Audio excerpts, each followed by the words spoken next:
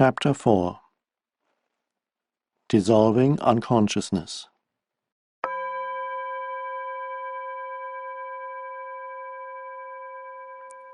It is essential to bring more consciousness into your life in ordinary situations when everything is going relatively smoothly.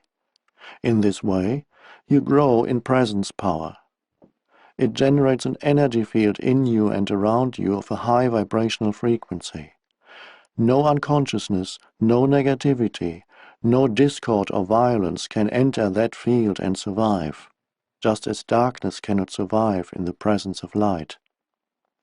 When you learn to be the witness of your thoughts and emotions, which is an essential part of being present, you may be surprised when you first become aware of the background static of ordinary unconsciousness and realize how rarely, if ever, you are truly at ease within yourself.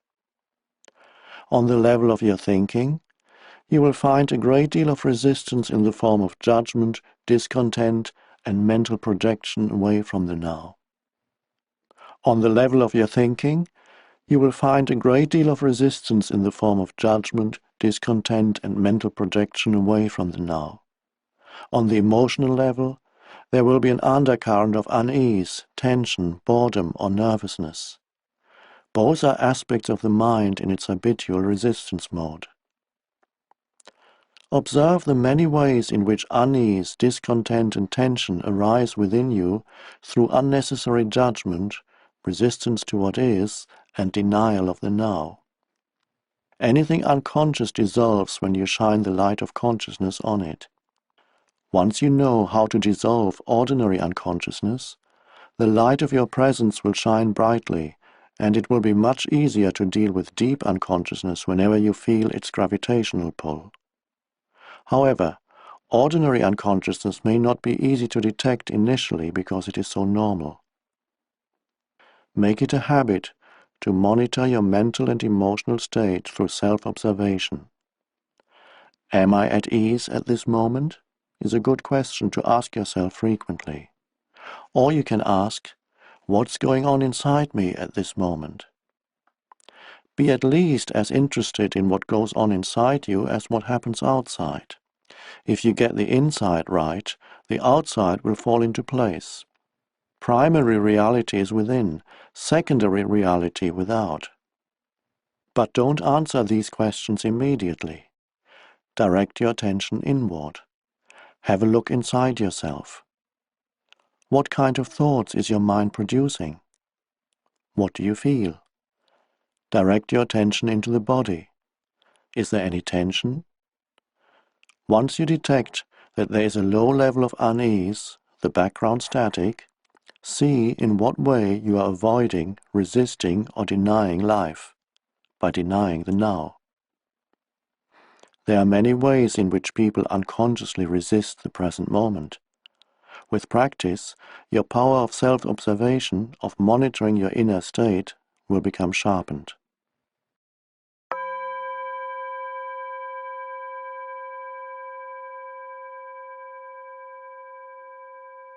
Wherever you are, be there totally.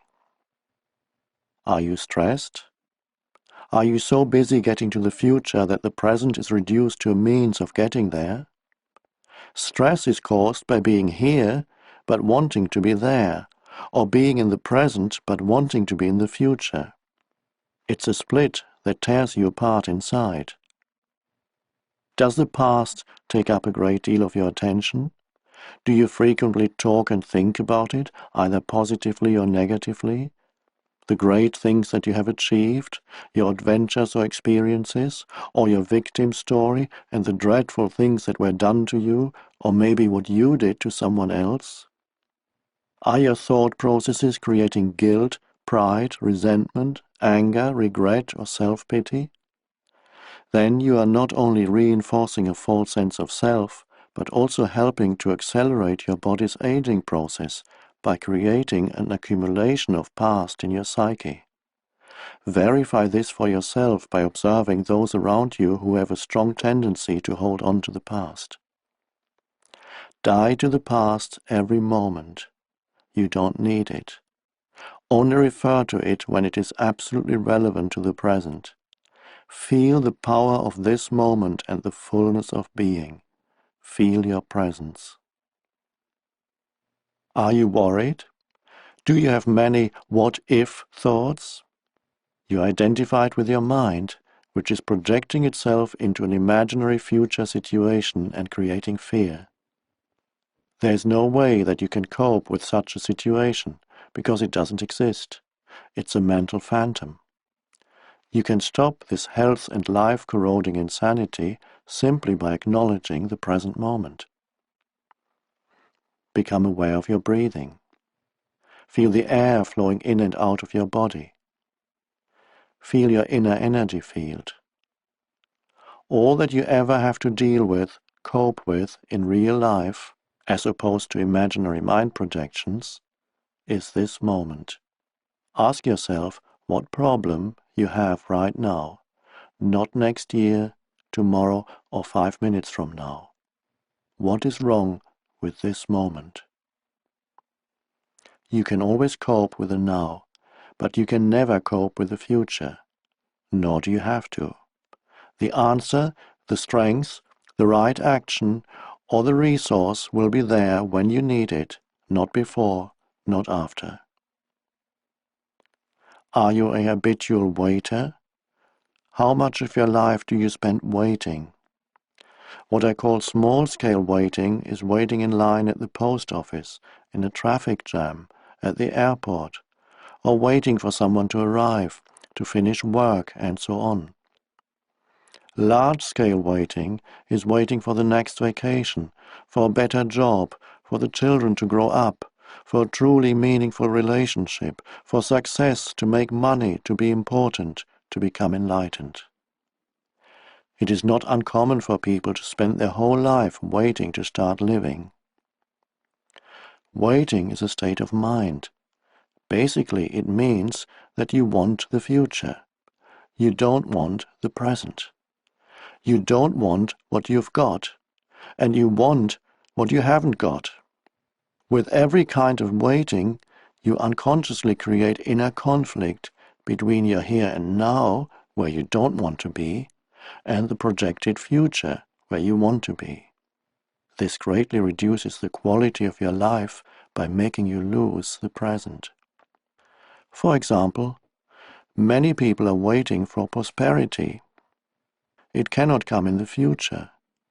When you honor, acknowledge, and fully accept your present reality, where you are, who you are, what you are doing right now, when you fully accept what you have got, you are grateful for what you've got, grateful for what is, grateful for being.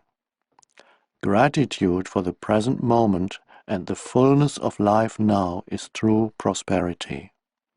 It cannot come in the future.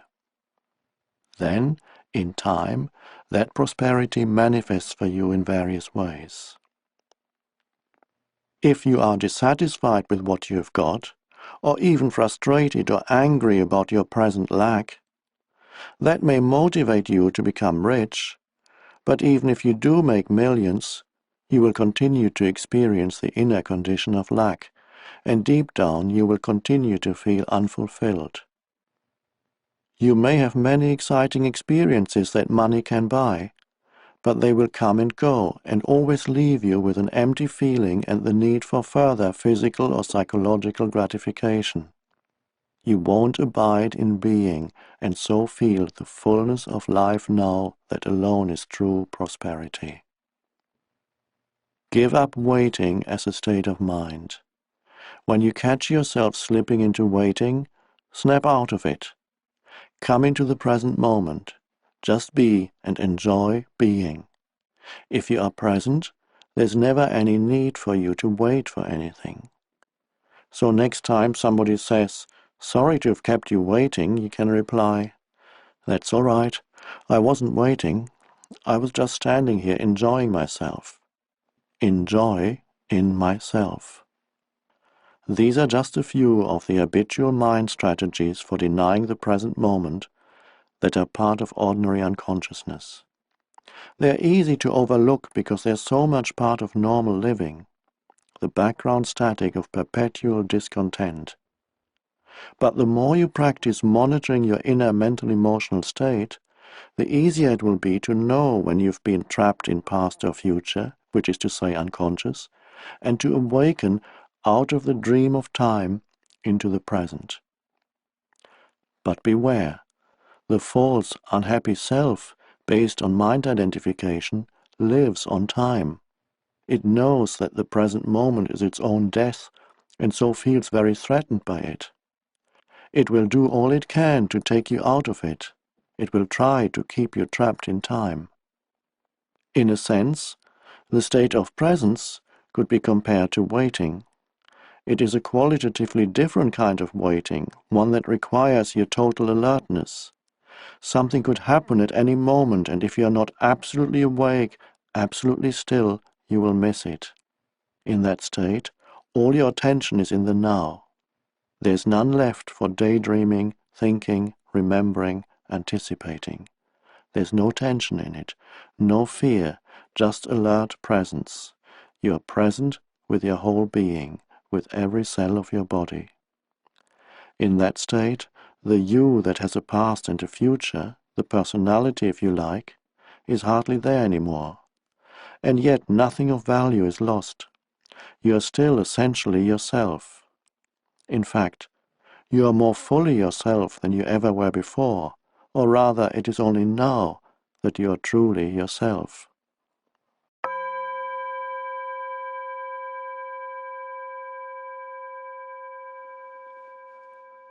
The past cannot survive in your presence.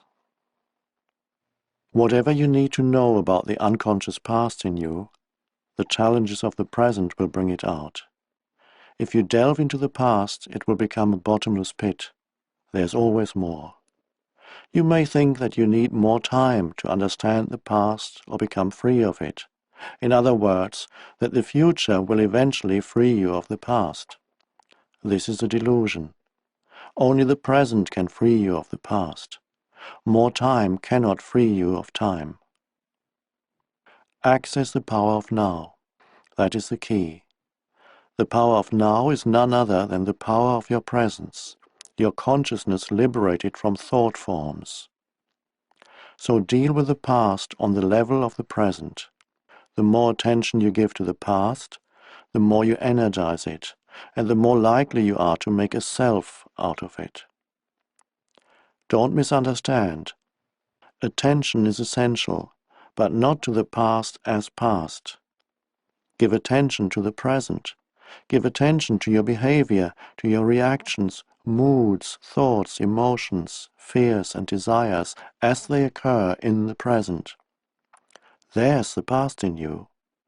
If you can be present enough to watch all those things, not critically or analytically, but non-judgmentally, then you are dealing with the past and dissolving it through the power of your presence. You cannot find yourself by going into the past.